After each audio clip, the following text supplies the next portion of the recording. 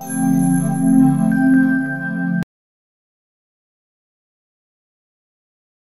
Seigneur. Père, nous te rendons grâce, nous te bénissons, nous te disons merci encore pour cette opportunité que tu nous donnes de partager ta parole.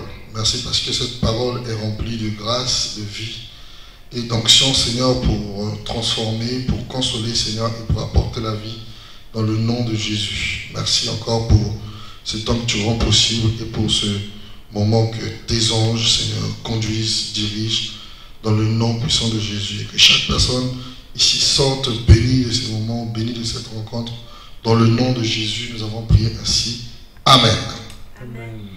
Nous allons partager la parole de Dieu aujourd'hui dans le livre de Ruth. Et le thème que nous allons partager avec vous s'intitule « Notre attitude face à la crise ». Notre attitude face à la crise. Et le Seigneur va nous parler au travers d'une histoire que nous connaissons. Nous l'avons peut-être déjà entendue.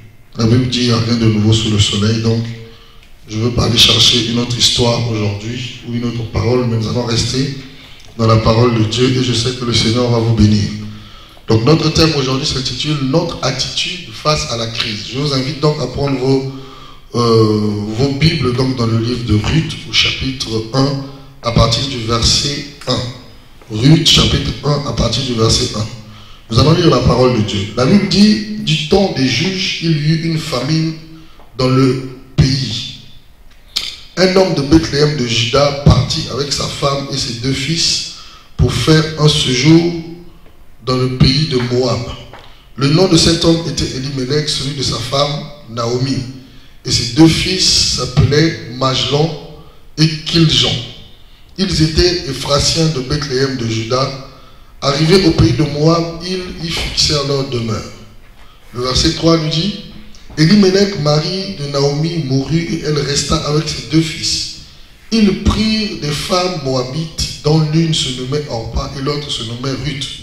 Et ils habitèrent là environ 10 ans. Le verset 5, Mahlon et Kiljon moururent aussi tous les 2 et Naomi resta privée de ses 2 fils et de son mari. Nous allons dans un premier temps nous arrêter là. Cette parole nous parle d'une histoire, il nous parle d'une famille, d'un homme chef de famille qui s'appelle Elimelech, qui est marié à Naomi et qui a pour enfants Mahlon et Kiljon. Ils étaient de Bethléem. Mais il est arrivé un moment où il y a eu une crise à Bethléem. Il y a eu la famine à Bethléem. Et à ce moment-là, Elimelech va prendre la décision, à cause de la crise qu'il y avait, de pouvoir quitter le pays d'où il était originaire, c'est-à-dire, la Bible dit qu'il était Éphatien de Bethléem, donc quitter Bethléem pour aller dans le pays de Moab, à cause de la famine qu'il y avait. Et à ce moment-là, Elimelech pouvait se dire, en allant à Bethléem, là-bas, je vais bien vivre, où les choses seront différentes, à cause de ce que le pays dans lequel il était sous une crise. Avant de commencer, j'aimerais simplement interpeller le peuple de Dieu sur la crise. Vous savez, qu'on soit un enfant de Dieu, comme on dit, simple, ou qu'on soit serviteur de Dieu, consacré au ministère, ou je ne sais pas quoi, les temps de crise, ce sont des temps qui caractérisent et qui jalonnent la vie normale d'un enfant de Dieu. À un moment ou à un autre de notre marche avec Dieu, des crises vont toujours arriver. Les temps de difficulté vont toujours arriver.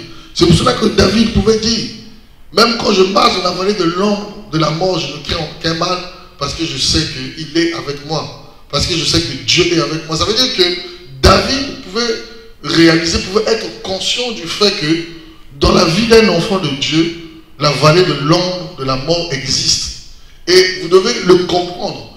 Le problème, ce n'est pas la crise. Il n'y a aucune prière pour enlever les crises. Les temps difficiles, les moments de difficulté arrivent à tout le monde. Des fois, on se pose des questions. Est-ce que j'ai péché ou est-ce que je n'ai pas fait quelque chose qui n'est pas la gloire de Dieu?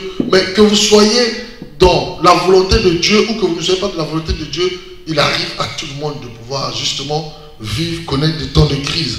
Donc, au travers de cet enseignement, nous voulons simplement vous communiquer quelques éléments auxquels vous devez prêter attention lorsque vous traversez des temps de crise. Joseph aussi avait des promesses de la part du Seigneur.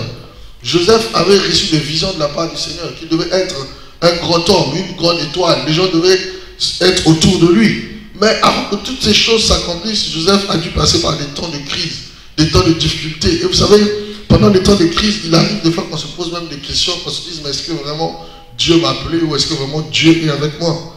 Mais quand vous allez voir tous les héros de la Bible, toutes les personnes que Dieu a utilisées à un moment ou à un autre de leur vie, ils ont connu des temps de crise. Donc vous aussi, en tant qu'enfant de Dieu, vous qui nous écoutez aujourd'hui, aussi vous allez connaître des temps de crise.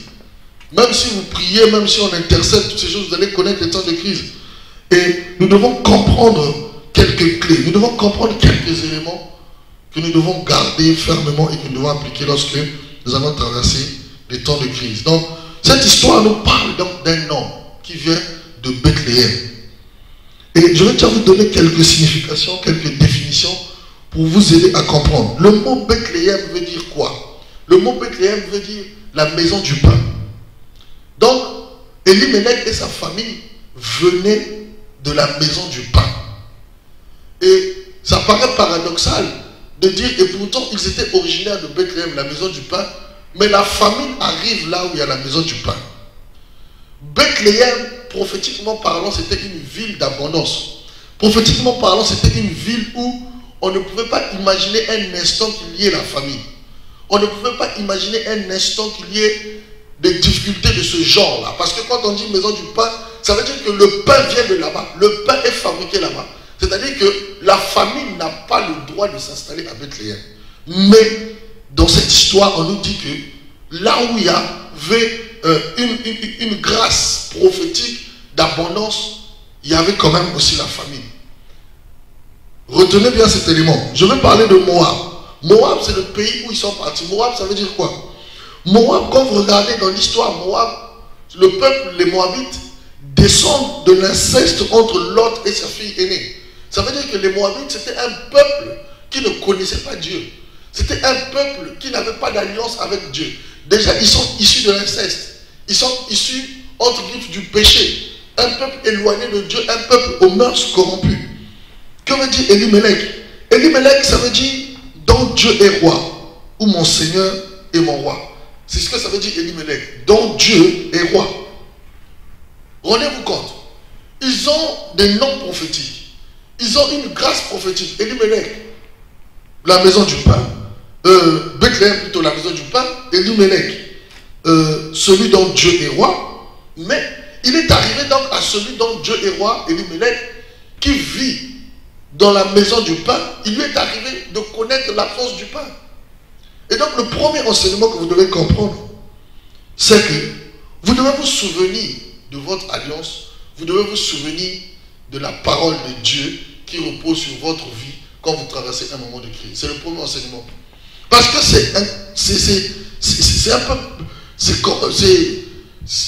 C'est pas évident de voir que Elimelech, qui veut dire celui dont Dieu est roi, qui est censé connaître Dieu, qui est censé avoir pour roi Dieu, va arriver dans un moment de crise et douter de ce que le Dieu qui est son roi était capable de pouvoir le sortir ou de pouvoir le garder de ces temps de crise. Donc, souvenez-vous que vous avez une alliance. Bethléem, maison de pain. Il y a une grâce prophétique, il y a une onction. Il y a quelque chose. Vous savez, dans la Bible, les noms ne sont pas donnés au hasard.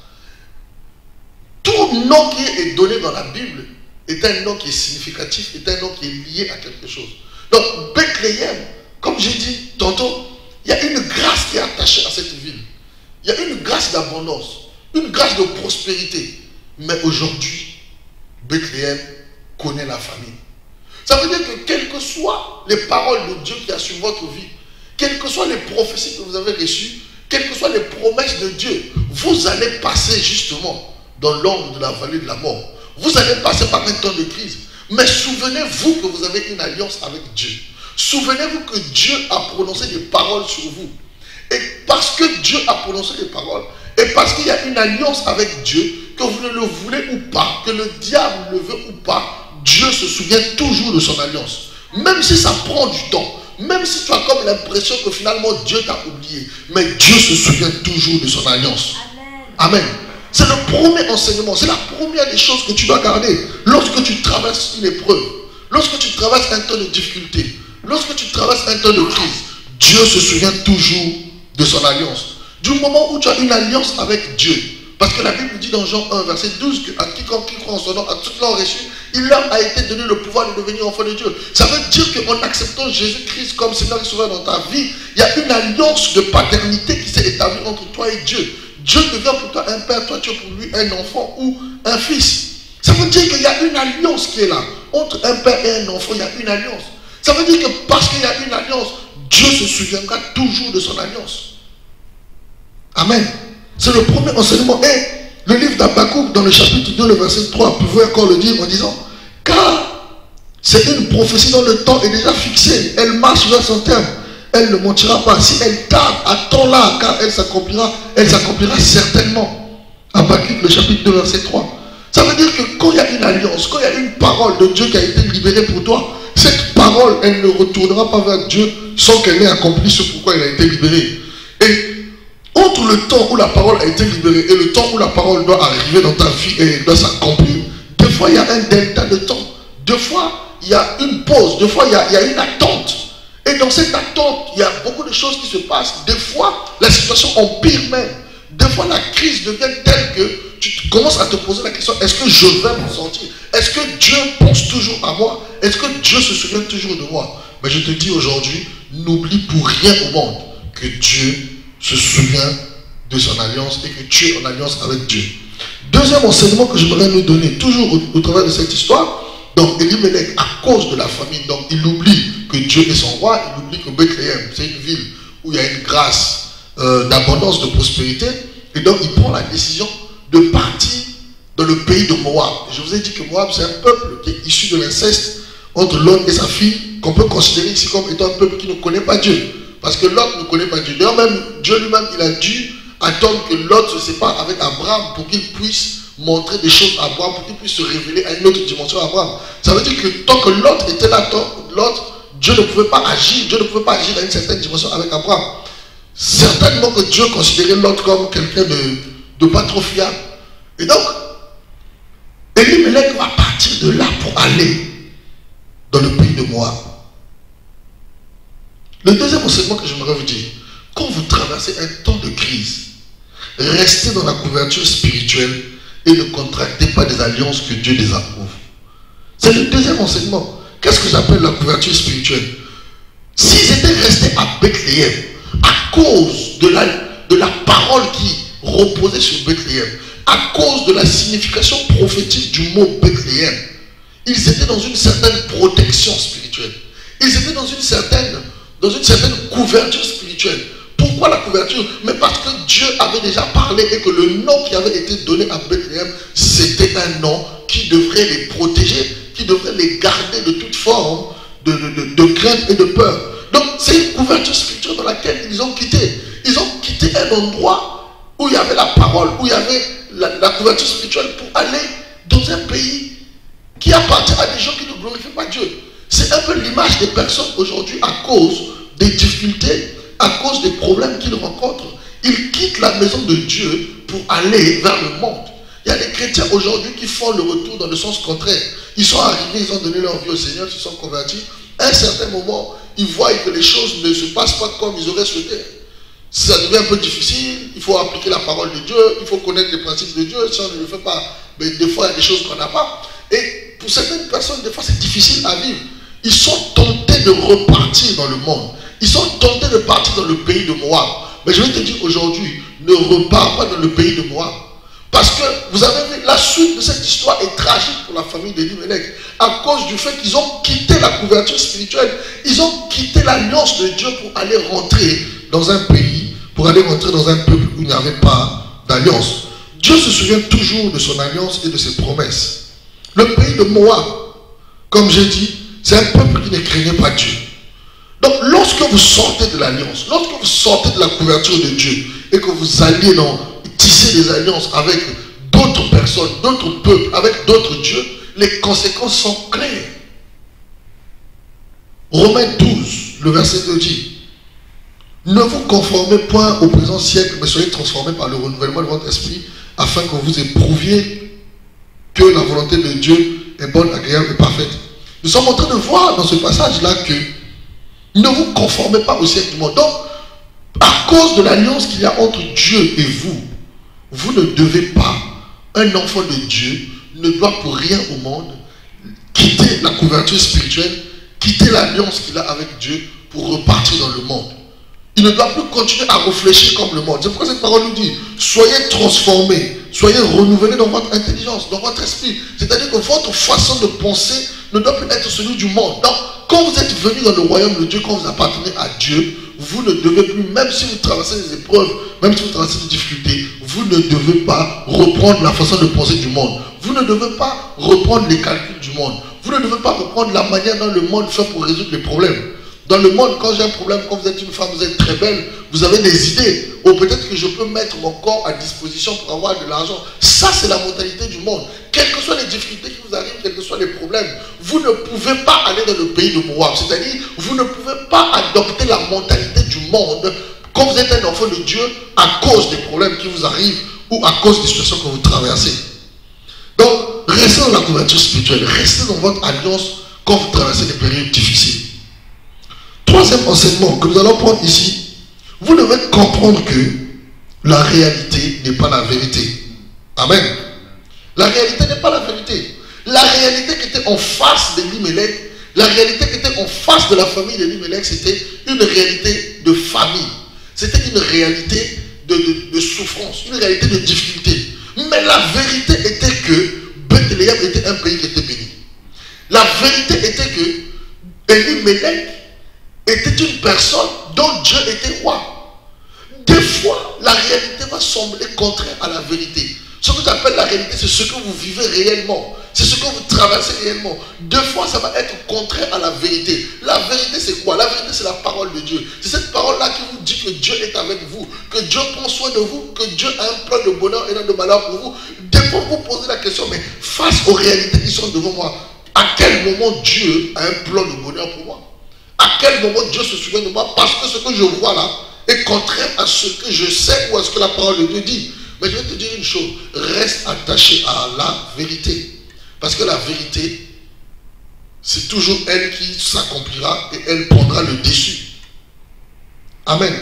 La réalité, c'est ce que vous voyez. La vérité, c'est ce que la parole de Dieu dit. Dans Jean 14, chapitre 14, le verset 6, la Bible dit, et Jésus, celui qui dit, je suis le chemin, la vérité et la vie, nul ne vient au Père que par moi. Ça veut dire que la vérité, c'est Jésus. La vérité, c'est la parole de Dieu. La vérité, c'est ce que Dieu dit. La Bible dit, heureux celui qui marche sans avoir vu. Donc, dans notre marche avec Dieu, dans notre relation avec Dieu, il y a une dimension dans laquelle Dieu veut nous emmener. C'est cette dimension de ne plus marcher en fonction de ce que nos organes de sens nous renvoient comme information, mais de marcher en fonction de la vérité que nous savons, en fonction de la parole de Dieu que nous connaissons. C'est à ce moment-là que la Bible dit, lorsque vous connaissez la vérité vous rendra libre. C'est-à-dire quoi? Lorsque vous connaîtrez la vérité et que vous marchez sur la vérité, cette vérité-là, elle va vous rendre libre, elle va vous libérer de l'emprise de marcher selon les yeux, selon les oreilles, selon ce que l'on voit, selon la chair, je veux dire. Comprenez que la réalité, ce n'est pas la vérité. Donc la situation que vous traversez aujourd'hui, ce n'est que la réalité. La vérité, c'est que vous êtes plus que vainqueur par celui qui vous fortifie. La vérité, c'est que Dieu a pour vous des projets de bonheur et non de malheur. Ça veut dire que vous ne devez pas promener des regards inquiets. Ça veut dire que vous ne devez pas arriver à un point où vous dites que c'est fini pour moi, que plus rien ne peut se faire. Non. La vérité, c'est que Dieu est au contrôle. Oh, est-ce que tu peux, même quand tu traverses les moments difficiles, même quand tu es dans une phase d'inquiétude extrême, tu peux dire que Dieu est au contrôle. Et parce que Dieu est au contrôle, ça signifie qu'à un moment ou à un autre, qu'on le veuille ou pas, que le diable le veuille ou pas, Dieu interviendra en ma faveur. Voilà l'assurance, voilà l'état d'esprit que doit avoir un enfant de Dieu, que doit avoir un homme de foi, un homme ou une femme de foi. Tu dois comprendre que la réalité n'est pas la vérité. Et je choisis de marcher suivant la vérité et non suivant la réalité. Parce que des fois la réalité elle est contraire à la vérité. Mais entre la réalité et la vérité, qu'est-ce que je choisis? Je choisis de croire en la réalité ou je choisis de croire en la vérité? Je te laisse répondre à la question. Nous allons passer au quatrième enseignement que nous recevons toujours de cette histoire de Ruth et de Naomi. Quatrième enseignement, c'est que les mauvais choix ont des conséquences. Amen. Les mauvais choix ont des conséquences. Regardez, Elimelech qui oublie que Bethléem c'était la maison du Père, qui oublie que Dieu était son roi, il sort de la couverture, il sort de l'alliance, il se fie à la réalité. Et je vais vous dire une chose, lorsque vous mettez vos yeux sur la réalité, lorsque vous vous basez sur la réalité de ce que vous vivez, de ce que vous traversez pour prendre des décisions, généralement et le plus souvent, ça vous conduit à des mauvais choix. Regardez le choix qu'il fait. Le choix qu'il fait, c'est celui de partir. C'est celui de quitter la maison du pain pour aller où? Pour aller chez les Moabites, un peuple incestueux, un peuple qui ne connaît pas Dieu, un peuple qui ne craint pas Dieu. C'est un mauvais choix. Et il a fait ce choix parce qu'il avait des problèmes. Il a fait ce choix parce qu'il avait des difficultés. Il a fait ce choix parce que les réalités lui donnaient une autre information. Il a fait ce choix parce que c'était compliqué pour lui. Mais sachez que les mauvais choix vont toujours vous conduire à des mauvaises décisions et à des conséquences qui sont désastreuses. Comment? Je vais vous donner quelques caractéristiques des mauvais choix. Les mauvais choix, ce sont des choix qui sont faits sur la base de la réalité, c'est-à-dire de la chair, non pas de la vérité.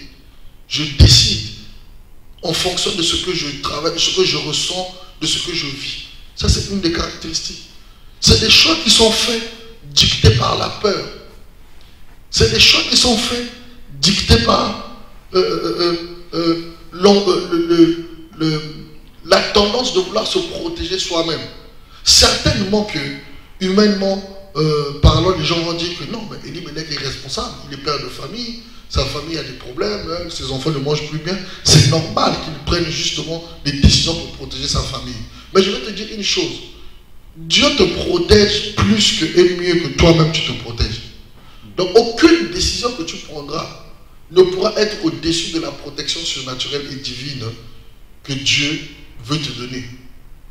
Malheureusement, ils ont fait un choix et en 10 ans, Naomi va perdre son mari. Il va perdre ses 2 enfants. Vous vous rendez compte d'une femme qui part avec sa famille, ses 2 garçons et son mari, et dans l'espace à peu près de 10 ans, il perd et son mari, il perd et les 2 enfants. Tout ça à cause de quoi? À cause d'un mauvais choix. Un choix qui avait été dicté par la peur.